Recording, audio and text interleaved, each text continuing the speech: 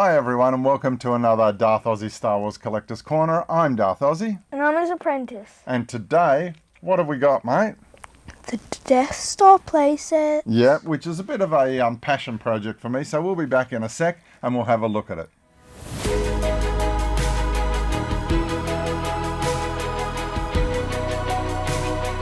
So, how long have you been trying to complete this? Well, this has been a bit of a labour of love. It's a bit of a holy grail piece. I've been trying to put this together for about 10 years, maybe 12, 15 years. So, probably before you were born. I've always wanted to have one of these. And the beauty of this is a Death Star cardboard playset. They made two variants of this, two different versions. One was the Palatoy version, which was released in the UK. This never went to the American market, by the way. It only ever went to Europe through England or here in Australia and New Zealand. So Canada did have a version, a Palatoy version as well. But the Australian version was made by an Australian company called Toltoys, who got the rights to make this, and they also made it for New Zealand. So because it's cardboard, what do you reckon happens over time? Well, it breaks. And kids play with them. Because they were cardboard, kids played with them and played with them and played with them. They pulled them apart to pack them up. Parts would break. Yes, so you get little bits of tears and feathering on the edges and things. This one's not in too bad a nick. It's actually not too bad at all. But just walk me through a couple of the different areas within the Death Star that you can see. So far I've been looking at this. There looks like there's some couch-looking space just here. Yeah. And the trash compactor actually leads through there. Yep, so there is a trash compactor there.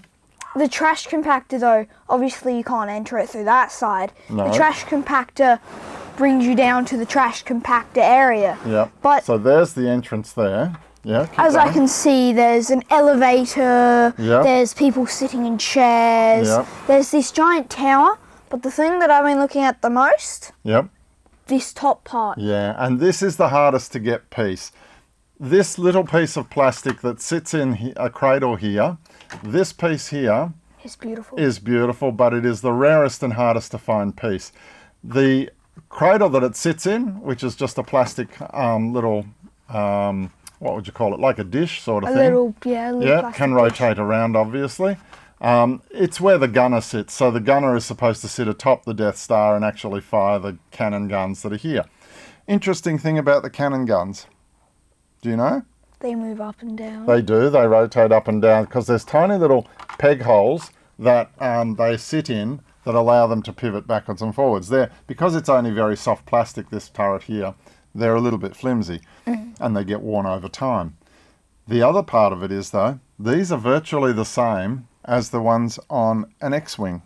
Yeah. So the Kenner X-Wings from the 70s, they're the same thing. They're the guns that fit on the side. So if you bought a Kenner X-Wing and it had extra guns, but you didn't have a gun for the Death Star playset, you can pop those use the guns. Yeah. So that's really what a lot of people have done. They've reused those guns off the X-Wings from the Kenner era. The other thing that is really hard to get is the garbage chute itself. All right, so they become really tricky because everybody pulled them apart and they didn't bother to keep them and they left a hole in the wall. And if we look around here, you can also see, what's this? Well, it's a corridor that leads you to the other side of the Death Star, because how are you going to get through here? That's right. So imagine this as a cardboard Death Star. You've got the elevator shaft, as you said. You've also got this walkway that goes from one side to the other. There are 5 upright pieces of panels, and the way that they're attached to the base is with these little clips here. Now the clips themselves, ridiculous price on eBay. Like $160. Oh, they can go for anything, because the clips themselves, if they're genuine, $60, but then the postage. Well, that's right, yes. So you're always hard pressed to find these actual clips. If they're original, they're expensive. So spin it back this way, mate. Let's have a look if you can actually operate that. What have we got there? So the trash compactor, it gets smaller and smaller and smaller. Yeah, so once you've got your figures in there, it makes it look like it's smaller and smaller. So as a cardboard playset, that was pretty clever, wasn't it? The only thing is there's not obviously a pole that they put in between. No. Provide your own pole. Yeah. But you can see a pole. In among the debris at the base. Yeah. The other thing that's very, very hard to find, and unfortunately this one isn't in perfect condition, but there is a door here that opens, and that little door, which in this case comes off, is supposed to be attached at the top, so it's a swinging door. So the door that leads Han, Luke and Leia out, and Chewie, out of the trash compactor is supposed to be a swinging door. I'm just going to pop that back in, but it's very hard to find them intact with the door not broken off. How much would you say if you had one that was intact? How much would that be around? These play sets on the second-hand market can go for anywhere sort of upwards of $2,000. You can find them with the instruction sheet. We don't have the instruction sheet. Yeah, that's right. Complete, like including this. Yep, everything. Everything. Yeah, including compactor, swinging door. But how much would a swinging door, let alone, be? Oh well, you'd have to buy the whole panel because it's attached to the panel. How much would? I'm not sure. Panel be? I'm not sure. They're not overly expensive. Just the one panel. But if it was complete, then yes, it adds to the price. That's right. And also the fact is that, you know, as long as there's no nicks, cuts, breaks, creases, sticky tape that's been holding it back up. Giant tear through. Yeah, these things are worth more money on the second-hand market. The other thing, of course, is that there are, as I said, two versions of this, the Palitoy and the Toltoys one. Yep. The Palitoy is, I think, the one that a lot of Americans tend to want to get as their Holy Grail piece, but this actually is a Toltoys version. So the only way you can tell, if I take this out of the top, it is the Ferrari of this playset. Yes, you're right. Oh, the Ghost. The Rolls-Royce Ghost, yes. Yeah. If you flip it up and you look under the bottom, and I'm not going to tip it too far, the word Toltoys is there. I'm trying to find it. I've got it upside down. There we go. Right there. Yep. So there's the word Toltoys on the bottom, and of course, it's a Toltoys. Yeah. Of course, the British ones have Palitoy written on them.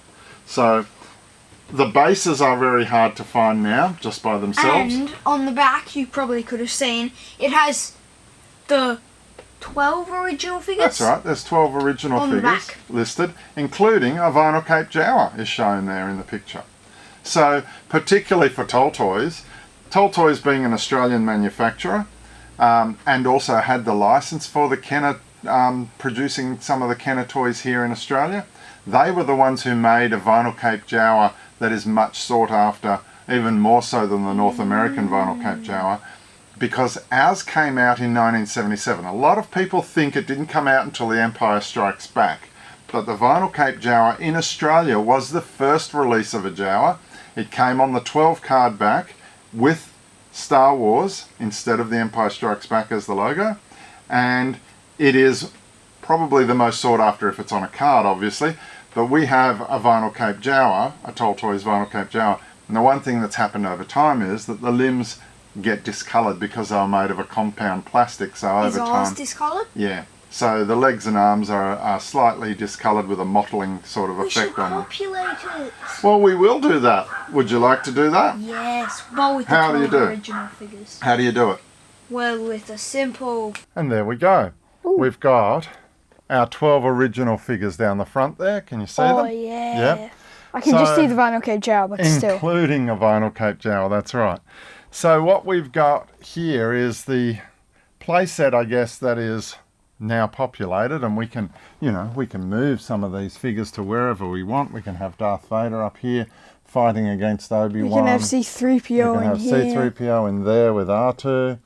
A vinyl cape Jawa and a Sand Person really don't belong in a Death Star, but they were not one of the 12 original figures. They were 12 originals, and you've got the Death Star Commander there, or Death Squad Commander as he was called, and Luke, Han, Leia and Chewie. R2-D2 and C-3PO, they're everywhere. So it really is quite an interesting playset. Beautiful. You know, when you're moving characters around in doorways, you're putting them in trash compactors, you're putting them against panels that they can operate and all that sort of stuff. You've got the rotating turret at the top here that allows you to fire at the ships that are coming past. All sorts of things. What would you rate this playset if you had to? Well, I love it, but you're going to say old, aren't you? I'm not going to say old. I wasn't going to say older. It's like some old too things are really expensive. Yeah. For all of it. Well, I don't know what it cost when it came out in the 70s. I'm assuming this would have been under, $20 or $30 in the 70s. Now it's like thousands of dollars, and if you want one, it's way too expensive. But it is a holy grail piece. So this is now something that collectors are looking for, not kids. I know. This is something you don't buy unless you're going to buy it on the second-hand market. So you've got to be prepared for that. Because if you buy it still in... Give me a number. Out of 10. Out of 10, a 9. Okay, a 9 because it's complete? Because it's complete. I like it, just... For what, nostalgic? For nostalgic reasons and... Okay, so a 9? Yep. 9, okay. Yep.